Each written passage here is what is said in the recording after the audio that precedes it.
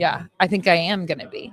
That's good. Yep. All right. Welcome back to the WODprep podcast. I'm your host, CJ DePalma, with the better host, Claire Bays. And we are 4 interviews in. Are we? This is our 4th. Okay, yeah. For the day, waiting on Nathan Bird and Dane something. Dane, assistant bird box coach. Yes. And TGC staff member too. Yep. The gymnastics they're coming course. too. So we're just waiting for them. We figured we'd get started. We're like 20 minutes late. We pushed it out quite a bit, but it should be on their way. What a day so far. How's the chat? How was Kill Taylor, chat? I assume all of you watched it. It was on at 12 during Jocelyn's. Oh, really? Mm-hmm. Oh, I wonder how that makes sense. Oh, yeah, because you only had like 3 watchers. Well, and I was going to say, but then I did get a message that was like, hey, that was great. You know, Yeah. So I was like, wait, where was everybody? Yeah. But I mean, that's all right. Yeah. So do you want to go there? It's okay. Sure. I mean, yeah, it's fine. I don't think there's anything wrong with it. No. So we had Chris Henshaw on, and I felt like we had a really good talk. So if you guys are just tuning in or watching this on replay, please go watch Chris Henshaw's chat. I guess he did the workout he did in Italy. Anyways, so after the show was over, I asked Chris straight up, like about his comments post Lazar's drowning. I think this was a long conversation. Yeah, it was. It was like another 45 minutes after the show ended. Like it ran all the way up until 12 o'clock, like 2 minutes before Jocelyn came on. Yep. And so during the show, we talked about a lot of like energy systems or zones and just like training heart rate, designs, RPE. Heart rate. Yeah. So which performance. Which was great. And so it was really good. We had some more conversation, and I was like, hey, I didn't want to, like railroad the show. But I really wanted to ask you, about some of your comments prior to the games of 24 and post the games of 24. And so he was like, yeah, what's up? And so I was like, hey, you said, we talked about Adler's heart rate when he enters the water, etc. Okay. Can they hear you? Yeah. So we talked about Adler's heart rate. Oh, wrong one. That was you. This is me. Here we go. Ooh, yeah. Sorry. And so we talked about Adler's heart rate when he entered the water, et cetera, and that before he said the event was safe, and then post the games, he said the event was not safe. Give us like 2 minutes. And so we really dug into what he meant by that. And Hiller came on. And so if anyone is here, make sure Hiller sees this. Hiller said, how's the water temp at Affiliate Con? And so I asked him straight up, and I was like, the public and what it sounded like was that you said the water temp was safe prior to the event, and post the event, you said that it was not safe and that it was an unsafe event. And he was like, that's not what I said. At least that's not what I meant. And so we really sat down and talked about it. And so walking it back, talking about the physiology of going from land to water to horizontal, about how that affects heart rate and how it lowers heart rate from running to being in water, and that perspiration when you're hot will cool you, but when you're in hot water, when you're in water, you can't sit down. And so while blood is moving to the extremities, your heart rate is still trying to calm down. Your extremities are filling full of blood, which means that you are not operating and functioning as well as you can, fatigue, et cetera. When you're running and you do that, you just sit down. You can't do that in the water. And so that's pretty much like his general belief on like what happened with Jeff. And that's why he struggled so much, why he was going backwards and forwards, et cetera. And that's generally what he believes with Lazar. But based on his comments, I know that a lot of us didn't take that as what he said. And basically we took it as what he said was that on Savant's podcast, he said that it was safe, the temperature was fine. And then afterwards, that the temperature was not fine and not safe. And I know that a lot of people have taken that.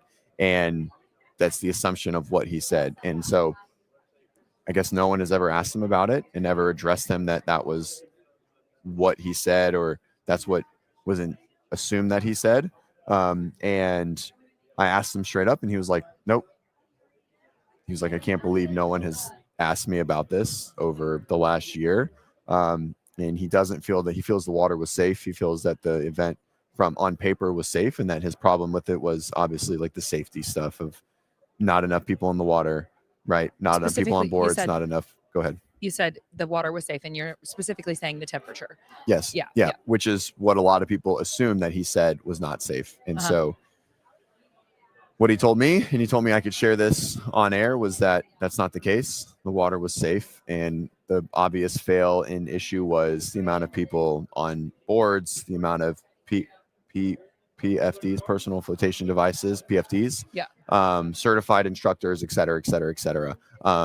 So, because I always took it qualifications, the right? volume of the people. And so that's what he deemed by the event was probably unsafe. And so after a year, I took what he had said post was that he said one thing and then he said a complete opposite the day before, and he's saying that it wasn't it. And so I just thought that was really interesting that, I mean, we sat down, we had an hour-long conversation. Hopefully maybe he comes on one day and we really dig into it maybe a little bit more on what it is there. But I just thought it was an interesting one, and it was cool that we were able to talk it out. And because I didn't understand the physiological effects of vertical to horizontal to like perspiration and resting in water, calming the heart rate, et cetera, or calming overheating concepts and those things. And so it was just a really interesting conversation. But he still feels that the event prior to the day was safe, and that, you know, the fail and the negligence was just that, right? Personnel thing. So anyways, it was good. All right, guys, let's roll. Let's go. All right, Nathan and Dane are here to chat. You're gonna get cold. The events are right here. Yeah, it's freezing. Yeah. Probably easiest that way. Yep. Yeah, you'll be in the middle. Just slide past me, whichever. Yeah. Doesn't matter. Take your pick. Choose wisely. Yep. Cool. Is that a threat? Who could be too sure? You guys not done this weekend thing? No, we're like maybe halfway through. Oh yeah, we still have like 3 more. Yeah. Welcome, Dane. After you is Connor. I don't know. What's Connor's last name? McDonald, which is level 4. seminar staff. He knows him. Oh, you don't know who Connor is? No, He's L4 seminar staff. He was at Roots for a long time. Now in his own affiliate here in Texas. Oh, okay. I probably know my face. Okay. Yeah. Yep. He's been on seminar staff for since 2019. Okay. Anyway. Cool. Yep. Just pull that mic as close to your mouth as you can. Don't eat it, but keep it close. Cool. Talk. Just get like one step away from eating it. No. Is that good? I'm gonna put this on. Yeah. Just got to talk a little loud. I can't hear. Can you hear? Can you hear them? Yeah, I can hear. Check. Sorry. Check. Good. I can't hear. You can't hear. I can hear just fine. I can hear you talking over there. Okay. But I can't hear you here. Oh, okay. Through his head. Through the mic. Headphones. Is that better? No.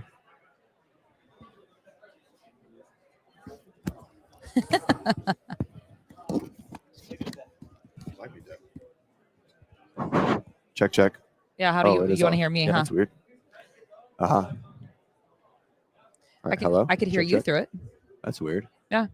There we go. All right. Is that better? Glad I wasn't being an idiot. All right. It's gonna be really loud. We'll see about that. Good. Can you hear it? Here now. Yeah, it's loud. Yeah. All right. Super loud. All right. Hey guys, what's up? Hi. How are you? Very good, thanks. Awesome. Who are you? Nathan Bird. Cool. Dane Levy. Dane Levy. Awesome. And you guys are, what do you do in life? You are part of Bird Box. What is Bird Box? So I'm director, creator of Bird Box Coaching Development. I'm also the owner and director of the gymnastics course, which was originally licensed as CrossFit Gymnastics. Bird Box Coaching Development developed out the back of the gymnastics course. Basically going to seminars all the time. People want to become more effective coaches, and we looked at creating course material. So we have a level 1, a level 2, and an online course for coaching development, looking at the psychosocial elements, looking at technical elements of coaching to make coaches more effective. Cool. Awesome. I've taken the Bird Box, by the way. Yeah. Cool. We'll definitely talk about it. And Dane, how did you get involved? Yeah, it was probably about 2022, sometime after COVID. I got invited actually out to Austin, Texas to attend Bird Box with some of the TGC staff. And ever since then, I just kind of developed into an assist role with TGC. And I was lucky enough to develop into Bird Box level 1, now Bird Box level 2, and TGC level 2 as well. Cool. So all Awesome. four. So were you with TGC prior to Bird Box, or how does that? Are they like one? They're not one and the same. They're Bird Box is the owner of everything. So all Okay. courses, like if you pay to do a gymnastics course, it goes through Bird Box account. got it. Okay. So that's the development. So then Dane came and worked for the gymnastics course first, and then developed the staff to Bird Box. It's all under that roof of Bird Box. Were you part of the gymnastics course when it was owned by CrossFit or licensed by CrossFit? Yeah, so the gymnastics course originally was never owned by CrossFit. It was Jeff Tucker, and it was a license agreement. When they first made the transition and wanted to be a CrossFit preferred course, that's when I came in as ownership for everything international. And I took Chuck Bennington as my partner, who was on the US side. It was around, I think, we did a summit, I think, in 2021. And after that, that's when Chuck stepped away to focus on his personal stuff with his wife, where they had their own clinic. And so then changed the course material, developed the course material from there, and it is what it is now. Cool.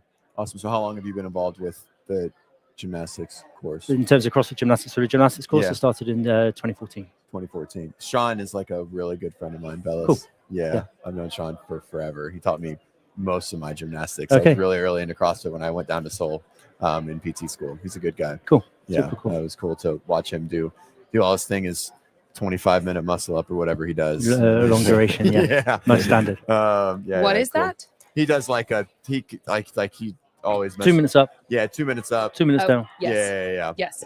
Nuts. Yeah, he won't train for forever, and he'll do 50 unbroken strict handstand push-ups. Like he just had the perfect levers, like to do whatever he did. And body weight. Body weight helps as well. Yeah, obviously, yeah, for sure. I mean, he had the perfect design, like the anthropometrics, to make it happen. And and so when he was just demo, literally anything, you were just like, you haven't fitnessed in a long time. Like, how is this possible? Yeah. So it was always fun Natural talent. to learn from him. So what are you guys talking on here? Here? Yeah, you just wrapped. You just finished up. What Cool. was that on? So we gave it like a title. So we looked at defining, first of all, the difference between coaching and instruction, because it's something that we do on the course. And we looked at like increasing the standards to the movement towards mastery as we go through. But basically it was walk in, see who we got, and just coach to a standard of mastery of movement, and show them how to go through interventions. So basically we started off by giving them the definitions: exercise instruction, exercise coaching, and highlighting the difference between the two, what we see within the community, what we want to do, and how that would look. And then we started going through strict toes to bar. So we did strict toes to bar with the guys, and we identified the limitation. We spoke about growth mindset, because we said, hey, we want, with the definition of strict toes to bar, we're saying the eccentric and the concentric should look the same. So the way up should look exactly the way down. There should be no deviation. We ask them to do it, and then we don't see it, because there's this mindset of, I have to get my toes to the bar. Right. So they will compromise their position to get their toes to the bar. And therefore What we is say, called a strict toes to bar. but before I release them, I purposely say, I want to see a strict toes to bar with mastery. I do not mind if your feet do not touch the bar. Yeah, so our that's a good expectation caveat. is to go to a position where you maintain mastery and come back down. And then they will break, and you say, hey, why did you do that? And then they explain, well, because we're always getting rewarded within CrossFit for the achievement of RX rather than the development of mastery of movement or a good quality movement. Because it's training adaptations. It's a CrossFit training program, not a CrossFit competing program. Right. So what's the difference between instruction and coaching? Okay, so in terms of instruction, do you want to talk? No, you go. Instruction Like, is I'm here to look pretty, baby. he brings up the elevation of pretty for me, doesn't he? Yeah, he does. Instruction is the delivery of a workout or training regime, highlighting the task and pursuing it at any cost. So if this is the workout of the day, you've got to get it done. And if you can't do it like that, you scale it, but this is the task and you get the task done. In terms of coaching, it is to increase the understanding and execution of movements as well that the athlete's going through, but you're aiming to connect with and advance the athlete. If there's no coaching-athlete relationship, no coaching happens. So if I take you back to Les Mills from like 1990s, 2000s, that was where as an instructor stood in the room, they had a CD disc, they knew the routine that we were going to go through, and they stand in front of the group and everyone does the same thing.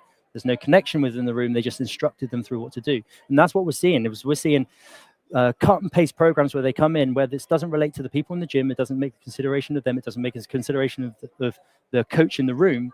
And then what they're doing is then they're basically doing CrossFit Les Mills. And so what CrossFit coaching would be is where you connect with these individuals, you coach them on their limitations. So if they're leaning forward on the squat, coaching cues are not going to fix that today. We have to give them interventions. We've got to change the length or strength of muscle tissue. So therefore, if they're leaning forward in the squat, you might have to do eccentric loading, like plate split squats to open up the hip flexor to be able to make an adaptation change. Because if they just get coaching cues and they continue to do the similar movement pattern that day, what's going to happen tomorrow? If they go and they're going to sit down at work all day the next day and come back in, it's probably in the same situation. We have to have training adaptations. You have to connect with that person, and that means the relationship.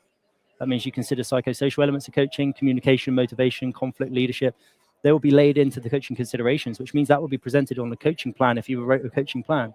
And if the coaching plan is the exercise instruction, like a Les Mills workout, the only thing that we're missing is these training programs. I don't want to give them ideas, but these training programs, they could, in theory, send out a workout playlist, and then literally we've got Les Mills as CrossFit, because we're doing the same workout, the same movement, the same cues, the same instruction, and then the same music. Interesting. And so how do you come across, what's your back? We'll pause there. What's your background? How did you come to develop Bird Box? And Cool. So originally worked in sports injury clinic, then studied sport and exercise psychology, coaching, and now I'm working towards my doctorate in sports psychology. Okay. So that's the development, and is considering the layers of like prevention of injury, quality of movement. That's one key area of development. But then it's also then understanding elements of coaching. Like I asked the group in there, how many did we have in there a minute ago? Maybe 40, 40, give or take. 40, Yeah. 40 or 50 maybe, I think. Everyone put your hands up if you have a coaching philosophy, a written coaching philosophy that you can apply to the standard you're coaching. And then one person put their hand up, but he'd done Bird Box before. So therefore, no one's got a coaching philosophy. So what's guiding them? CrossFit is a methodology. It's not a philosophy. You need to set your standards, your morals, your values. You need to have a mission statement, and you need to pick a leadership style that you adhere to. If we talk about critically analyzing our development for CrossFit level 1, 2, 3, and 4. Now, CrossFit level 1, 2, 3, and 4 is the standard. We do not disagree. You should go through it. It's fantastic standard, and we define the standard as the minimum acceptable quality, the lowest common denominator, the point where anything below that is unacceptable. It's the minimum. It's not the. And people are going, I've achieved this. I've got this. That's fantastic. You've achieved the minimum. Well done for having the minimum. Now let's go beyond that. You have to have a coaching philosophy. CrossFit guides you with a methodology. But we don't know your members. We don't know you. What's your personality? What's your personality type? Who are you coaching? We need to adapt to those individuals within the room. And therefore, that takes multiple different layers of coaching and educational understanding. And we need to elevate that standard so that people are hungry to understand that and go and find it and do more, and not just adhere to that minimum standard. The question I'll throw back to you is, how many coaching styles does level 1, level 2, level 3, level 4 teach? This teaches one. Or what? Autocratic coaching. Huh? What do you call it? Autocratic. Yeah. Autocratic. Autocratic command style. Yeah. Well, you're about to ask something. Yeah. So the Les Mills example, and so I just want to make sure that I'm understanding what you're saying with all of this, is that like what you're saying, if I'm hearing you correctly, is that you're seeing in a lot of affiliates right now this template structure where you have your workout of the day, and it's very maybe because maybe I'm making my own parallels based on experience as well, dropping in different places and so on. A lot of self-guided things are occurring, right? Or I mean, definitely that, but then also like the not taking into consideration. So this is the time cap. Here's the workout. Go. Yes, in effect. There will be elements of what would be classed as coaching to it. So there would be the coaching cues, the fixer position. But if we're only providing coaching cues and we're not really changing length or strength of muscle tissue, are they actually increasing the movement quality and their understanding of what they're trying to achieve for that day? Or is it just the objective to the task to get that workout done? And then the other question that comes into it is, are they doing one workout, which is CrossFit as prescribed, or are they doing 2 workouts or 3, like A, B, C? Sure. And then the question is, well, why have they started doing that? Because one, you get this perspective of like, hey, what's Rich doing? What's Matt doing? They want to be an athlete, and that's fine. Then go and do a training program, but separate those training elements by a period of time so that we don't get contraindication of concurrent training programs, training systems. So that would be a consideration. But then the real reason why boxes are adding in volume A and B and C is because we're lacking on the understanding of how to coach. So if we can't coach, let's say Fran's a 5-minute workout, 2-minute workout, 5-minute time cap, we can, depends on if they scale it appropriately. Like the scaling approach for this would be, if you want to go RX on Fran, you need 100 kg thruster, 225-pound thruster. That has to be the standard because it's the relative intensity for the workout. So if you've got a member and they have a 165-pound or 185-pound thruster, they should be scaling that load for relative intensity of what should be achieved in that workout. For me, the set standard, the minimum standard for that would be 225-pound thruster that individual has warranted the ability to do RX weight on Fran as long as they move well enough. Makes sense? So then, Yeah, I understand what you're saying. Yeah, I guess I have to chew on that and think about how, I feel about it. But yeah, So I hear what you're saying. Yeah. So what happens when someone with a 185 still has a 230 Fran? 185 pounds, so less Thruster? than less than 110 kg. Yeah, an 85 kilo thruster. well, the question is, do they? Do we see people like that? Do they have that? I have an under 100 kilo thruster when I was at my peak, and I have a 210 Fran at that time. Okay. So then you will have outliers in everything. You will have outliers. It's just a general question. So then, I'm not trying to break your model or anything. No. And there's no set model to it. It is coaching is coaching what you see. So there will be outliers and there will be adjustments to it. But as a set standard to prevent that like potential conflict later on, like, hey coach, I can do RX. I'm like, hey, what's your 1 rep max thruster? And then that can give us a relative standpoint, and you can make a decision from that. Mm-hmm. But that's surprising if under 100 kg thruster and then you're doing that time, then there's an efficiency there that you're working at a threshold, you've developed a good capacity. Sure. Well, what's the movement quality like? What's the limiting? What's the breakdown? Because if you're doing that time there, then potentially there's a lot of coaching to be done on that thruster itself. Yeah, for sure. Yeah, 100%. So you've mentioned 2 things that I want to dig into. You said injury prevention, which is not a real thing. It's injury risk reduction. We can't prevent injury, right? We can potentially reduce the risk, right? I'd accept that. And which I want to talk about that and like y'all's mindset there. But you also went into you mentioned twice length, strength, tension ratio, right? No, or Lengthen and strengthen. Yeah. So you said like length, strength. Movement. Ratio? No, it's not a ratio. So the movement limitation is let's say someone's going for a squat. They're leaning forward on the squat. They have tight hip flexors. There's a length of muscle issue. Sure. It's pulling them into a negative position. Or it might be that they're showing us a butt wink. It's not because of a tight hamstring. It's because of a weakness on the posterior chain. Strength issue. So we got a length or strength. So length or strength. Length or strength. Okay, got it. It's not length tension relationship. It's not Okay. length ratio. It's Sure. do we need to strengthen this person? Do we need to stabilize this person? Do we need to lengthen this person? And what's the limiting factor to the good movement quality here? How do you decide that? By watching them as they go through. So let's say they're going for a squat.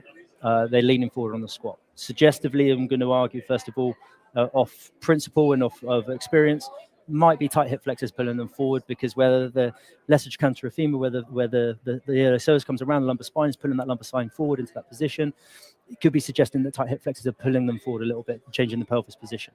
So that could be a suggested limitation. Doesn't mean it is the limitation. We could do a Thomas test, so we could identify tension through the hips, tension through the quads, and then that could be like a quick test that you do in the gym, and you do a special test. And then it'd be like, actually, it's not the presentation of that, it's something completely different. Or if it's a butt wink as they're going down through the squat, suggestively where the hamstrings come into ischium, it's pulling the pelvis underneath the athlete because they're tight. So then we lay them on their back on the floor, do a straight leg lift. As they do a straight leg lift, we can see the range that they have on that hamstring. Sure. That's a limitation, or not. Maybe it's not that problem. Maybe the butt winks come in there because they're lacking the strength in the posterior chain. And so then it's almost like problem solving for the coach. And then they work with the individual and they coach them through to a better movement pattern. Interesting. So I've always felt like the Thomas test specifically to like the bottom of the squat, it's never made sense to me, even from like a pathoanatomical sense of like the hip is flexed, it is by definition shortened, but the Thomas test hip flexor length. Yeah, so you're understanding if there's tension in the muscle. So you could be then like looking at reciprocal inhibition. Like this is really specific when we go onto bar for like fully open hip and gymnastics, and if they pike at the hip.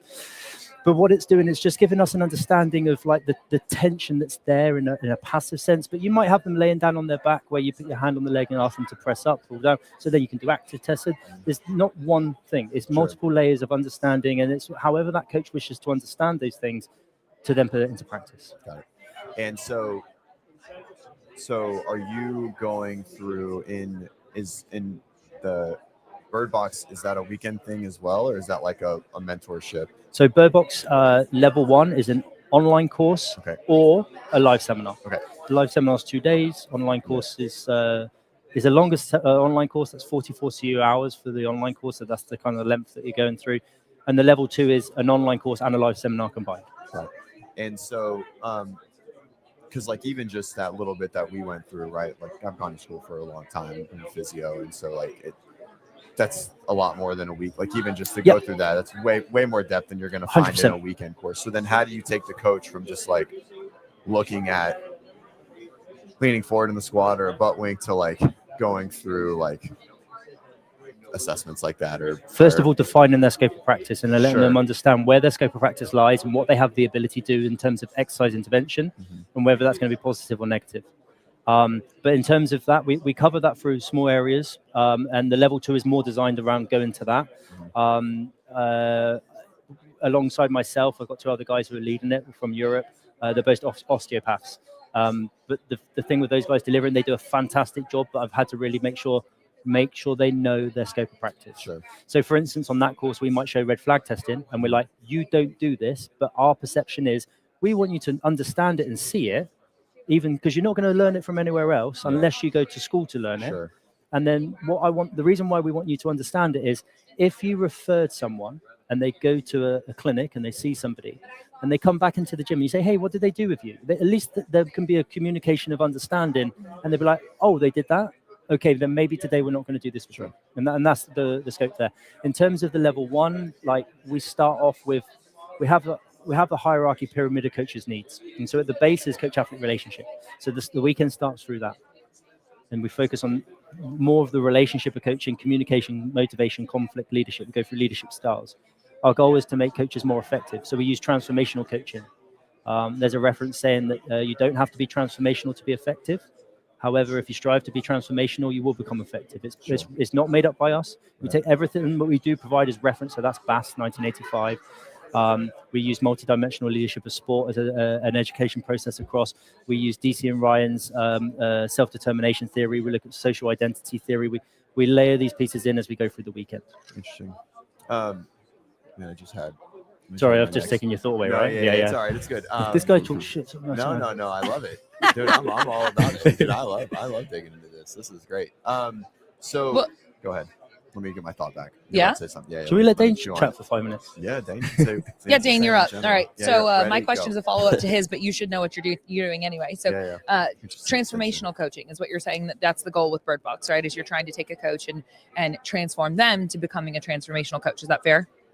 So the reference that he's talking about is transformational leadership, I believe they classify it under, and then we've kind of, he has adapted it to transformational coaching because we're coaches within a CrossFit box. Yeah. So what are some of the key elements of being a transformational coach? Like, what are you guys working on getting them towards? Yeah, there's 5 key elements. Let's see if I can get them all under pressure. Charisma. No pressure. Number 1 is charisma, and then he goes into detail with 10 key elements of charisma. I probably won't mess those up, but we have charisma, we have idolized influence, we have individual considerations, intellectual stimulation, and inspiration. Inspiration is the last one. Okay. And is there 10 key elements of each one of those? So no. So for instance, charisma, so let's say we're in a room, we get the guys to coach. Now, when we do a seminar in America, this goes everywhere, right? Yeah. I'm going to offend someone somewhere. I'm really good at offending people. So anyway, you want to offend people? Yeah. When I come to America and I come in the room, I'm like, hey, charisma. And I'm like, you nailed it. Good job, guys. But then we go and do a seminar in Scandinavia or Germany, and it's like, charisma, let's spend a little bit more time on this one. Yeah. And it depends where we are in the world. Totally. And it's the same, like when we come into the squat section and we start analyzing the breakdown of the squat, I go and do a seminar in Asia, I'm like, so squat. And then you watch the squat, I'm like, cool. You got it. Good job. Let's move on. Yeah, on to the next one. 100%. But in terms of charisma, let's say someone goes in the room, we ask someone to coach, and we get someone. Ideally, we're looking at different personalities, and we explain personality as well. And we use a DISC profile because you can use the big 5 in terms of psychology, but the DISC profile you can visually see it across the room. It's very easy to break down. Fast thinker, slow thinker, 2 and 2. Are they analytical, detailed focused? Are they social interacting? Are they social bubbly? Yellow, aren't you? Very, very yellow personality. Never. And then, so a bit more blue detailed focus. My perceptions from just talking to you for a little bit, I would say more blue detailed focused with maybe elements of red, blue. And I'm actually red, blue, but more red than blue. What's the red again? Red is where they're direct, straight to the point, fast thinker. Did you just get labeled by a color wheel in about 2 seconds? Yeah, 100%. Yeah. So like my analogy to this is if you go and buy a car, they give you like 12 pages of like documents to read and sign. You're going to pick up the pen and just sign it straight away because I know that if I don't sign that, they're not going to give me the car. So let's save everyone on time. Done. Blue personality will walk in there, they get given the 12 pages and they will read through every page and make the decision at the end if they're going to sign or not, even knowing that they won't get the car if they don't sign. The green person is like a slower thinker, but they're more of a social person, but in terms of one-to-one relationship, we're getting to know someone. So as in that one-to-one relationship, we're getting to know someone, it's going to be a lot more like, hey, how was your day? It's going to be a lot more, they want to get to know that person. They want to understand, they want to connect, they want to share. And then the yellow person is a fast thinker like the red person. So blue and green are slower thinkers, red and yellow are faster thinkers. And that yellow person, you can hear them before you see them. They're coming in with energy. There's a whoop and a cheer and a high five. And I remember you from the seminar, and I think you're one of the most yellow persons I've ever had on the seminar. Yeah. when we met this weekend, I was like, you do too many of these. You're not going to remember that. That's hilarious. Yeah, absolutely. I remember completely. And that was definitely the feedback that we gave you. Because at the end of the seminar, we provide written feedback. And I know we would have said that you're a yellow personality. And you're like, there's nothing else, just yellow. I wonder if I can find this in my email. If you can't, I might. Oh, no, actually, since then we changed the email addresses because we had a domain change. So I might not have yours. That doesn't mean that I can't find it. Yeah. But yeah. I have my certificate. So kind of coming up. Do you want me to come back to charisma? Yeah. Yeah? 10. So in terms of charisma, those 5 key elements, first of all, we get someone to coach and they go, hey, were they charismatic? And because in a group, they go, yeah, he's really charismatic. And I'm like, you're all friends. Can you define charisma? And then everyone's like, yeah, he was charismatic, but I can't define charisma. I'm like, well, how do you know how can you say something it is if you can't define it? You have to be able to define it. So we define charisma as the emotional connection between the leader and the athlete, or the leader and the group of athletes. That's charisma. Then I say, did they have emotional connection with you? And then some of them are like, and the others who are friends, they put their hands up and they say yes. And I'm like, okay, put your hand up if you received a coaching cue or a correction at least 2 or 3 times within that last 5-minute slot. And then at that point, the hand starts staying down. I'm like, well, did they actually correct and have a relationship with you or not? And so then we can break it down into 10 key elements. So then we can really see it and break it down. So then it's like, did they use hand gestures? It's really important to me that you guys, so I'm going to create emotional connection. Hey, guys, it's five rounds. We're going to run 400 meters, so then we can use our hands. It's going to be a big, long workout, but we're going to break it down into small sections. So you can purposefully learn to use your hands to make yourself more charismatic. Then there's eye contact. Then there's open body language. Then there's very tone and pitch of voice, a resonant voice. And so we can pick on these things. And you can have the 10 key points written out in front of you. You can observe someone coaching. And because of transformational coaching, if we just pick on one of those things and increase that a little bit, we know that we're going to make them more effective. Not off an opinion, but off research. So you clearly have like a mastery of this. And whenever I hear someone that can like rattle off definitions, like by the book, I just become like a little more skeptical. I'm like, memorization over mastery, or like being almost like I don't know, jade is not the right word, but just kind of like so locked in that like maybe you get like tunnel vision into your own view. Do you ever feel anything like that? I'm not saying that your view is poor or anything like that, but you clearly have a mastery of like your word and like your view on like what this is and like obviously your content. I would also say that because part we talk about is observation and reflection, and therefore we do a lot of reflection. So when we talk about reflection, I can give you an example. When I went back into education again the second time round, this was 2015, I was doing a seminar in Russia, and the part of it was to reflect upon your coaching and go through a reflective report. So we used a Gibbs cycle, 1988 Gibbs cycle. Now I can reel these things off you because I purposefully want to learn to build competence, because I don't like reading from a whiteboard. So that I want these things so people can listen to me and I talk to them on a seminar, and that's how I want to present it. That's part of presentation for the seminar. So it has to be learned that way. If I wasn't presenting on the seminar, like I'm a big advocate that if you want to understand something better or you want to know it in more depth, teach it. And that's a big part of it. So, and because we've done so many of these seminars, it's there. I know it. I can rattle it off. That if I wasn't teaching it, then let's say I want to talk to you about like let's take something in sports psychology. So where I'm doing a lot more of that now, I'm not teaching it. I'm learning it more, and I will be able to then give you less in terms of psychological skills training at the moment. I know elements. I can talk to you about the reasons why self-talk works or imagery works, but there will be elements where I won't be able to give you as much depth because it's not something I've been teaching. It's something I've been learning more. Sure. Yeah. Sure, makes sense. So a lot of your teachings, right, is just like general flow. At least the TGC is like positions, right? So we go through things that guide us. Yeah. Rules. Strict before kipping. Yep. static before dynamic, build an isometric base, 2-minute standard for every position, use eccentric loading for position and strength development. Cool. And so And go ahead. just to, like, with that, do you like, so 2 minutes in every position? So you're saying, so let's walk through those as well. I would imagine that people who are listening to this will largely be coaches and understand those terms, but not necessarily everyone. And not that we need to, get super nitty gritty with it, but so every gymnastics movement, because we're talking about the gymnastics course now, the idea is that you can do every gymnastics movement strict before you begin kipping.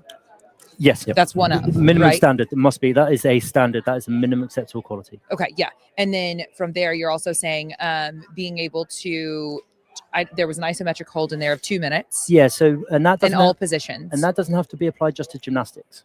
Okay. So let's say you want to be good at snatch. Uh-huh. Can you hold an empty barbell above your head for 2 minutes? Okay. So then with the empty barbell means that you should be able to hold an isometric with an empty barbell for women 35 pounds, for women 45 pounds, and that would be the standard. Yes. The minimum. And then do the bottom position. And then, so with a muscle up, you should be able to hold which positions, right? Because there are many positions throughout that. Yeah. So what we would teach during the course is we teach 5 position breakdown. Position 1, ring support. Position 2, bottom of dip. Position 3, we call it T-Rex. This means if you take your shoulder for extension and then you were to flex at the elbow, is your hand on your chest. So if you Say that again. go for your maximum shoulder extension, Okay. and then flex at the elbow, is your hand going to be in line with your chest? No. Therefore, you're not pulling the rings to your chest. When you're pressing down on the rings, you're pressing down to the point of where your shoulder extension is. That's position number 3. We call that T-Rex. And so ideally, you want someone to be able to hold the T-Rex position and support their body. The for 2 objective minutes. will be to get there for 2 minutes, because then what are you going to do after that? Then you're going to do, you just spoke at the beginning about Sean doing his 2 minute up, 2 minute down, strict muscle up. Yes. You're never going to get there unless you have the isometric standard first. Yeah. So if, let's say, for instance, they can do 30 seconds hollow on the floor. Yes. Then you put that onto a bar. How long can they hold a hollow on the bar for? Well, if they can do 30 seconds on the floor, maybe they can do 10 seconds on the bar. If they can do 10 seconds on the bar, let's say they can do a strict pull-up. How many kipping pull-ups can they do in that 10 seconds before movement breaks down and then they send forces in the wrong direction?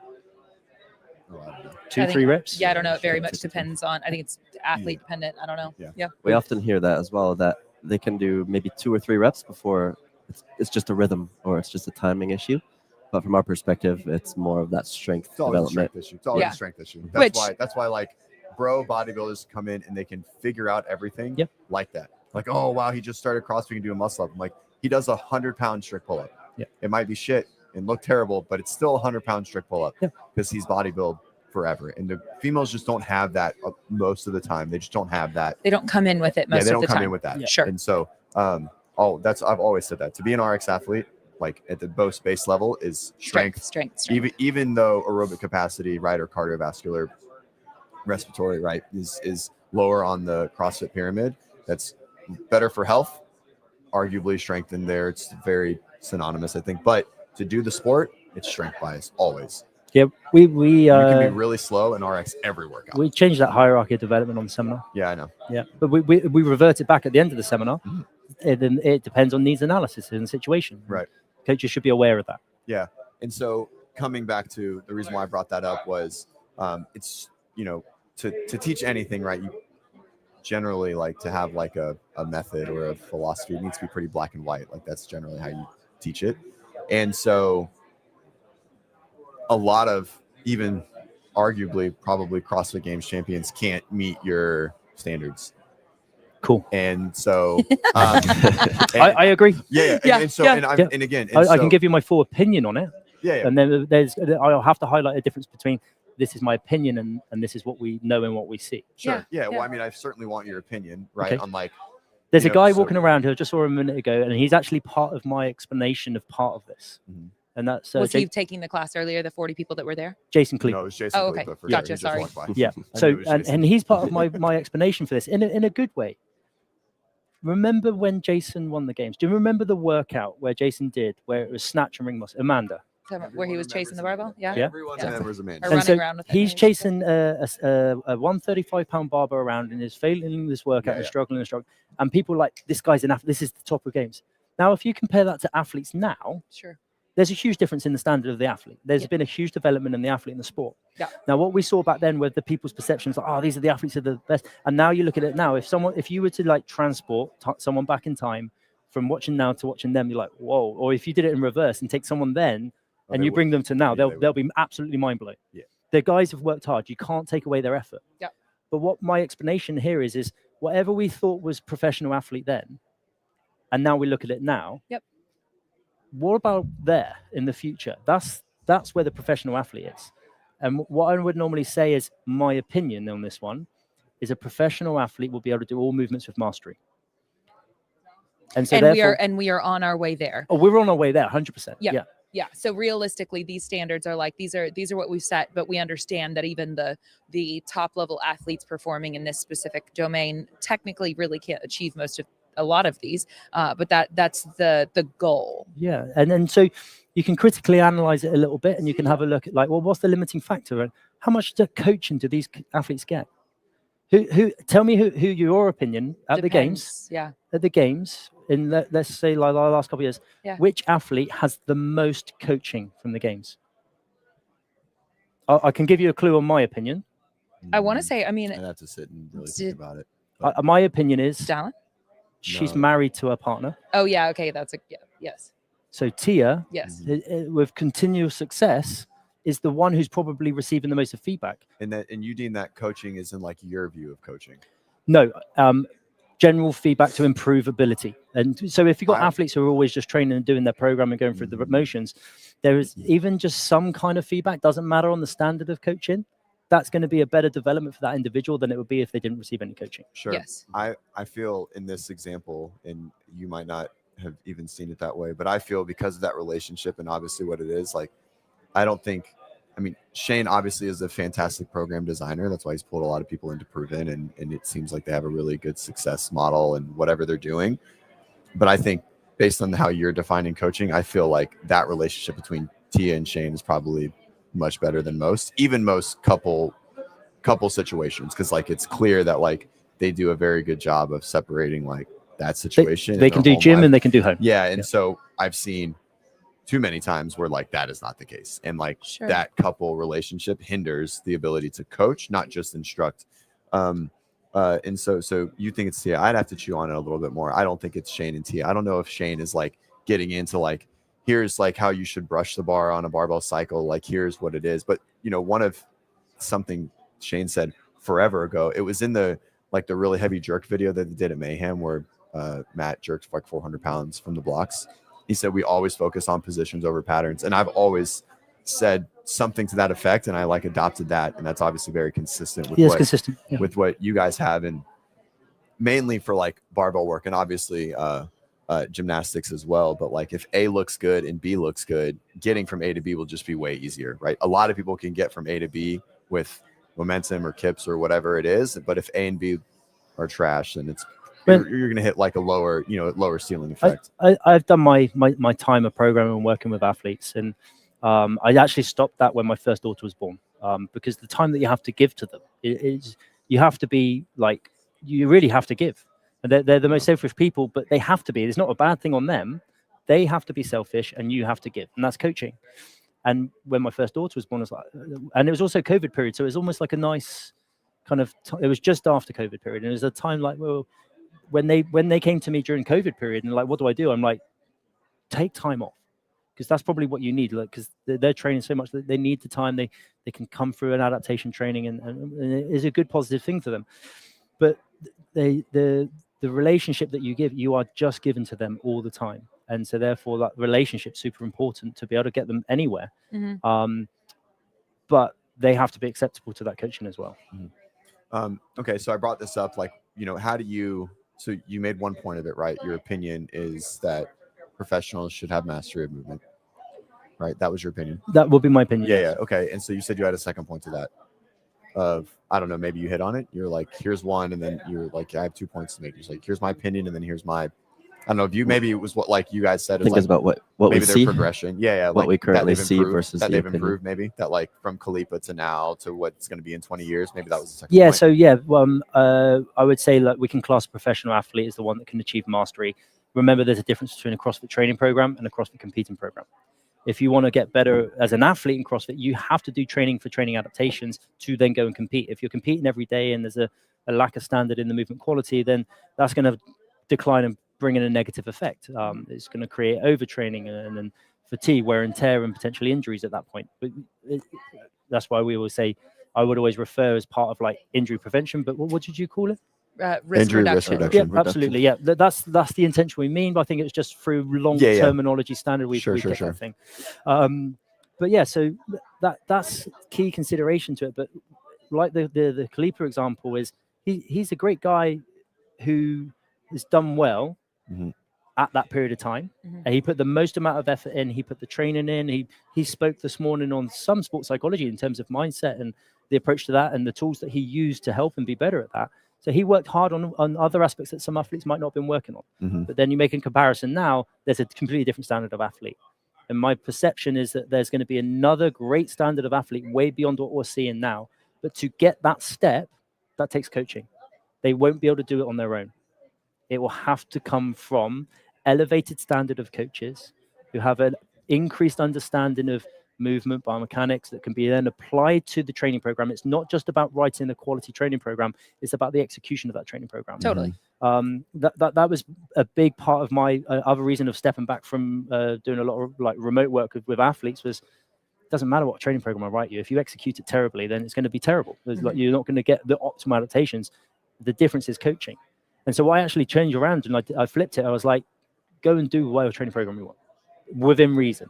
You could write for yourself even, but you send me the video and I'll give you the coaching back. And that for me would be way more valuable in the execution of movement rather than just the training adaptation. Now, obviously the best is the two together. Right. But for me, that time I couldn't provide the time to continually write these programs.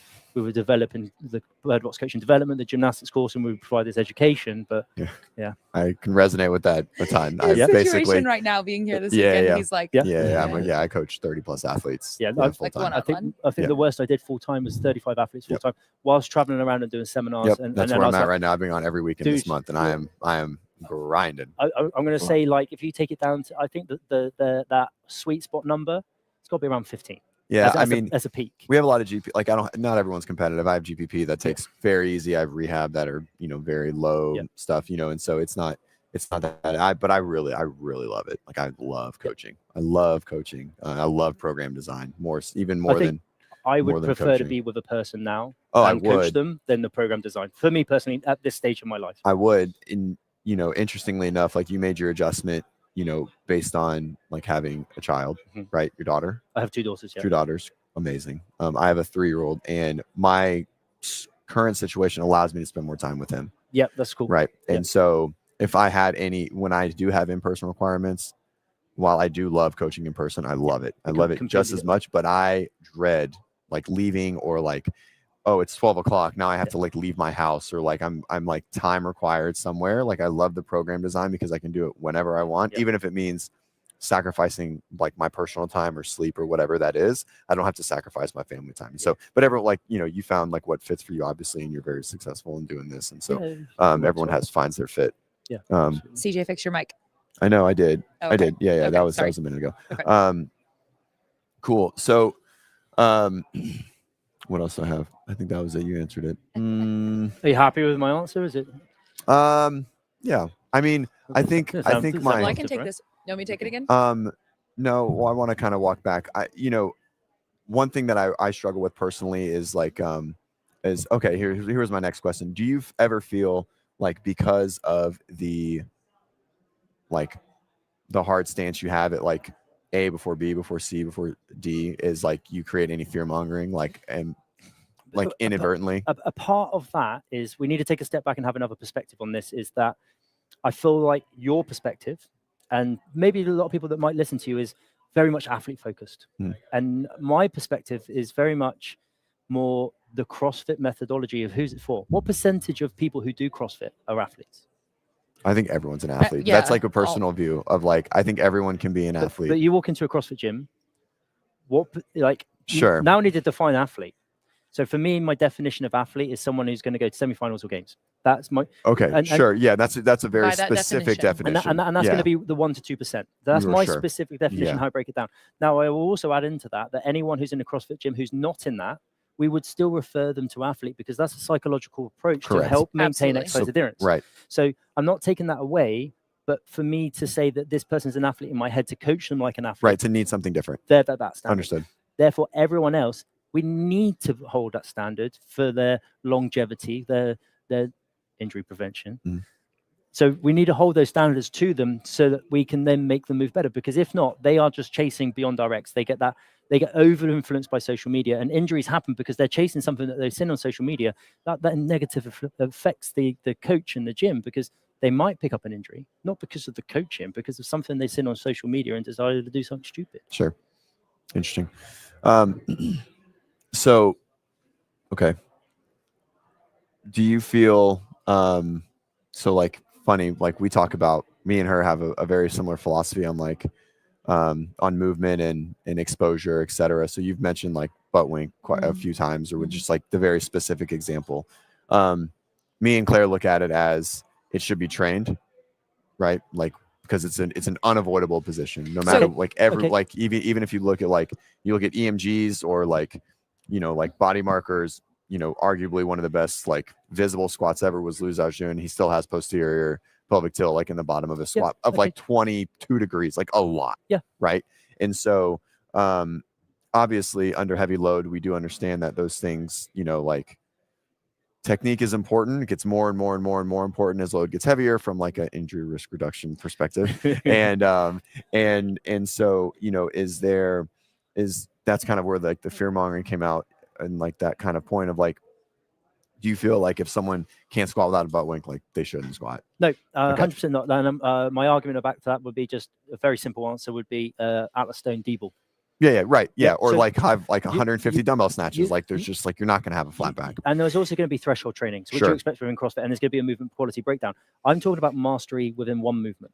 And that's the execution of one movement. So if I want to see, let's say 80% of your 1 rep max back squat, because I'm not going to say 1 rep max because we know we're testing your 1 rep max. There's going to be a deviation limitation away. Yeah. But I want to see some kind of percentage load where we can move with quality for one, and then we then increase the intensity or increase the volume, and then we're going to see breakdown of movement, threshold training.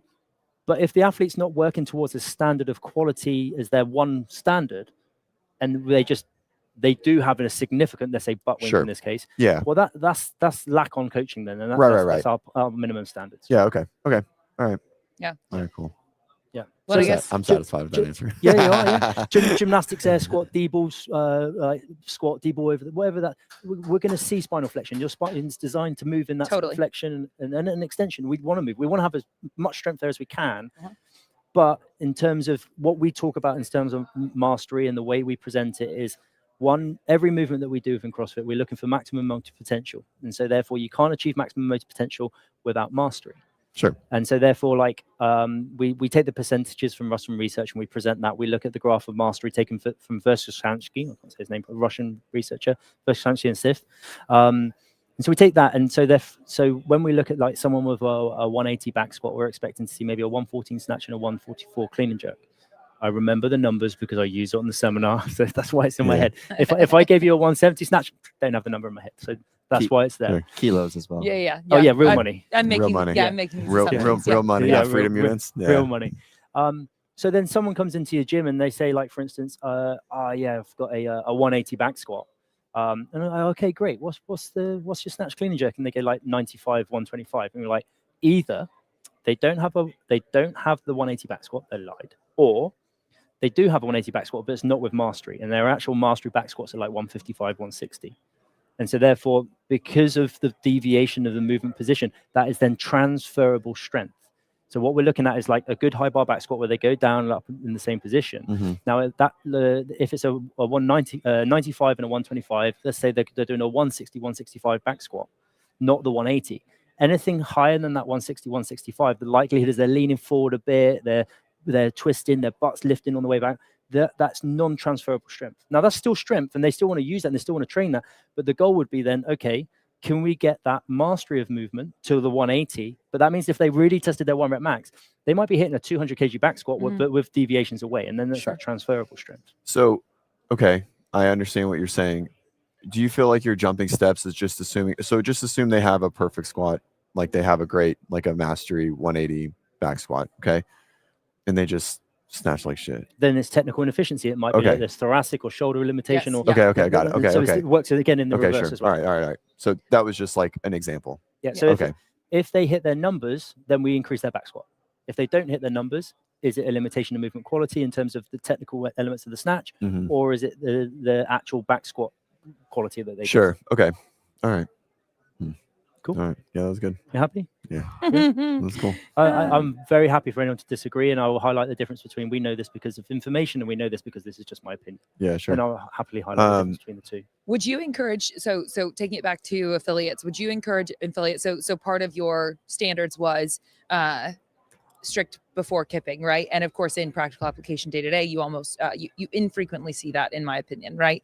Typically, if you can kip it is what you see day to day in an affiliate, right? And so, would you say that you would encourage heavily affiliates really adhere to the whole if you cannot strict, you simply should not kip yet? And is that something you would say for all gymnastics movements? Yeah. Or okay. I would, because of like, let's say for instance, if they can't do a strict pull up, they don't have the strength. Therefore, like, we're going to get scapular dyskinesis or a problem like that, and therefore that's going to lead on to an injury. And therefore, to give them the best ability to transfer their strength, they must have the strict first. Yeah. However, that means that a strict with mastery, so they maintain hollow. The concentric and the eccentric look identically the same. Sure. So if they present a concentric where they break up in position, when they're eccentric, they can maintain a good hollow position. That's still not strict. So then people say, well, how many strict pull-ups do I need before going into kipping? And the answer is 1, but with mastery. Because you can go and do 10 heaves, but then if you come and do a kipping pull-up, because your concentric strict pull-up is broken, the rib cage, you send forces in the wrong direction. That negatively affects the beat swing and every movement thereafter.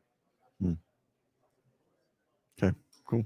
Anything for that? You like it? From you? I actually have an we've interesting talked even- perspective as well. So I've coached a lot in CrossFit gyms as well, but I'm currently coaching in a calisthenics gym. So The fuck is a calisthenics gym?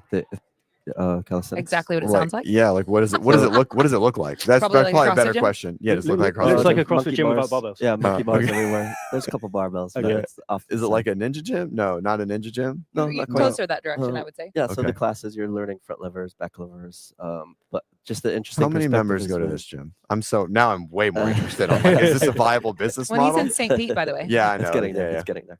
yeah. Is it your gym? No, it's not. No? my It's gym. new, I right? just, yeah, it's brand new. But if I go to the CrossFit gym and I say, okay, everyone, we're working on toes to bar today, you get everyone flopping around like a fish, even though they can't do their strict toes to bar. Sure. If I'm in the calisthenics gym, I say, okay, everyone, we're going to do toes to bar today. They jump right up and they're immediately attempting strict. Right. So just the contrast between The standard. the two is just Within- because what we see in CrossFit is like the culture is kipping, Sure. but the culture Yeah, here yeah. is just very much strict. Like they don't even know about kipping toes to bar. Mindset difference.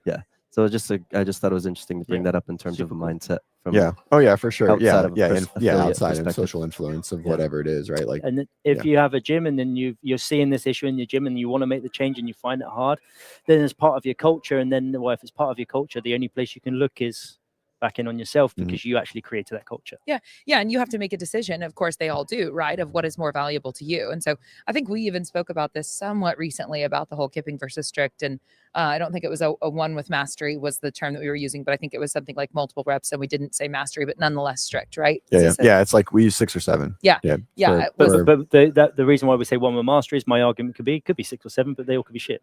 Right. Yeah. Right. Yeah, they could be. And I think the number there, right, is like, and so the way WODprep does, I don't know if you know like what WODprep does or in general, but we sell like how-to gymnastics courses, right? Teach people from how to do double unders, how to do muscle ups, et cetera, et cetera.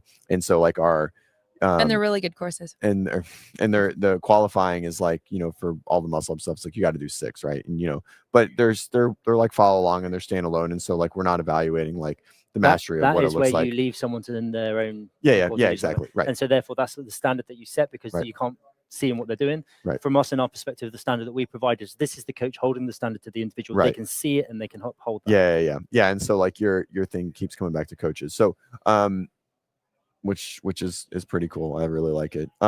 So you're in your PhD now. What are you researching? Well, wait, I wasn't done with that. Oh, okay. Go ahead. Well, but we had that conversation about it and the pros and cons. And so like for the must be able to do at least one with mastery before kipping, the idea behind that, of course, I think would sounded like it was injury risk reduction or whatever, right? as one of the key motivators for why to have someone strive towards that goal. And of course, like I can say, as someone who started CrossFit in my 20s, that I wish that I would have put more emphasis on being able to hold these positions and so on. Like, those are things that I wish I had placed more value on earlier, and believe I would be further along and whatever. But we're here now, and we're still practitioners of CrossFit, and we freaking love it here, so we're cool. Super cool. Right. But then we talk about the other elements to take into consideration in regards to people coming in, and that fun element that is essential, right? Of people's willingness to continue to show up. And if I had only ever been told, you may not ever try to attempt any of these things until you can do this, that wasn't the experience I had. So it's hard to say. I can't speak to it because I never lived it. Right. But the draw to many affiliates being allowing their members to attempt these skills and so on, because they want to. They see other people doing it and they really want to, and it's fun and whatever. And so you have different motivators. The motivator behind the, hey, you must have the strict before kipping, being injury risk reduction, among other things. But right. So I think you get where I'm going with that. But there's multiple considerations. And I guess it's always comes down to like which one aligns with you at a values level, Yeah, absolutely. Yeah. Like something you said in there was about like them trying to do something. There's going to be a point where like they're getting really close, and then you get the ability to change your coaching styles, and you make decisions so that we talk about different coaching styles. We said earlier on that like level 1 only provides that autocratic style of coaching. So we go through different coaching styles. So therefore, like you might have a divergent approach, you might have a self-learner, a guided discovery, whatever it's going to be, these different types. Yes. And there's going to be a point where you think like, this person probably is really close to having that strict pull-up with mastery, but we just haven't tested it yet. But today is Fran, and they really want to do kip and pull-ups, and you feel like, do you know what? I'm going to allow them to go through this because we're working towards it. They've been doing beat swings. They can nail beat swings. They've been doing training adaptations for strict pull-ups. I think if we were to test one strict pull-up, they might have it today, like giving them the benefit of the doubt. So then you bring them into the discussion, like, hey, if you would like to do that, what we can do, you can either do like scaling complex. So it might be something like, let's say, for instance, chin above the bar hold, 3 seconds eccentric into beat swings, or it might be jumping pull-ups. So you can scale things as like a system together. Or you might turn around and be like, okay, today, instead of doing 21-15-9, you're going to do 15-12-6. And so then you change the reps, but you allow them to go into kipping, so you reduce the volume. Or it can be that if they go into, like, let's say 21-15-9 kipping, you can say, I would expect to see that I will allow you a break for your first exposure. So therefore, it might be something like, let's say 7-7-7. But then when you come into the second round, I'm expecting to see only 2 breaks. And if you break on the third time, we're going to say that for the rest of it, you'll go into jumping pull-ups and beat swings as your scale adaptation from that. But then you're working with the individual, you bring them into the decision-making process. And by bringing them into the decision-making process, when we look at intrinsic motivation, you're giving them autonomy. Now, if you remove autonomy, they cannot achieve intrinsic motivation. And therefore, like in terms of scaling, what we often see is, hey, this is your scale, go do it. Well, you've just removed that person's autonomy. So therefore, they're not going to have intrinsic motivation. And therefore, we're relying on them to have extrinsic motivation. And that's going to be some kind of reward system, a goal objective. And there's going to be a point where they fail or make it, or they do achieve it. If they achieve it, sometimes they leave the gym. If they don't achieve it, then sometimes they leave the gym. So therefore, for increased like adherence to your membership base, we want to be looking at trying to get everyone to intrinsic motivation. And that's going to come from autonomy, relatedness, and competency. Those are the 3 key elements. Interesting. Yeah. Cool. There's so much more. I know we probably, because of course even just the elements of how many things you fit into a class hour and so on, and the space that is left for coaching. And that's something that I think we're also really, really big on, of like, where is the space for coaching in so many classes? And that is such a key part that a member doesn't understand that they want until they experience it. They need to feel it. Then over hopefully not even that long of a course of time, but then they realize the value in it, whereas they just didn't know that before. And that's not on them to know that, it becomes part of the culture that's been delivered by yourself. But there's just so many, I think, like throughout the day, there's so many considerations, there's so many different opinions. And I like that, right? Like, we're all under this umbrella, and yet we have slight differences, and we get to take different opinions. And like, does that resonate? I don't know, whatever. Anyway, now I'm just thinking out loud, but I do enjoy it a lot. And we do explain when we do our timelines in the courses. We have a back squat timeline in Bird Box and a Fran timeline within TGC. And basically, when we list it out, we show that by programming Fran only or back squat only, you actually end up doing more. Like, from a member's perspective, they actually end up doing more work if you've coached it effectively. If you're taking them through progressions and things like that, the reps that they've done, and so on. Doing part A, part B, part C, part D, like all pre-programmed. So you guys are very like .com pro Yeah, one workout a day because it's a CrossFit box. So we're training for longevity. That's the training adaptation need. If you're working with an athlete who wants to be competitive, break it down. They might do a workout in the morning, workout in the evening. But we can't do a lesson plan because if you plan it, then you're not adapting to the individual in the room or whatever. We can do a lesson guide. And then so the considerations in the lesson guide, instructional considerations, then you've got intervention considerations to change your length of strength and muscle tissue, then leadership considerations and what kind of different things you're going to be, what style of coaching you're going to use, athlete considerations, what's their personality type. Then from there, we layer it through. All these things need to be considered as a coach. Now, if you haven't received that as part of your education, the goal is to absorb those pieces of education so you can start laying that into your coaching. So that's something that we present as we go through. That's cool. Yep. Interesting. Yep. Okay. Cool. Thank you for your time. Yeah, thanks guys. Yeah. That was fun. Thank you. Yeah, Thank you very much. absolutely. Yeah. Is it as you expected or different? Or that was good. You're happier? Yeah, it was good. Yeah. No, Can you read that? Oh, I will confirm. I did look through your feedback, and you did give me you're very yellow. Very yellow. Yes. All right, let me end it. Hey guys, thank you so much. We'll be back in 30 minutes with Connor McDonald. All right, see you guys soon.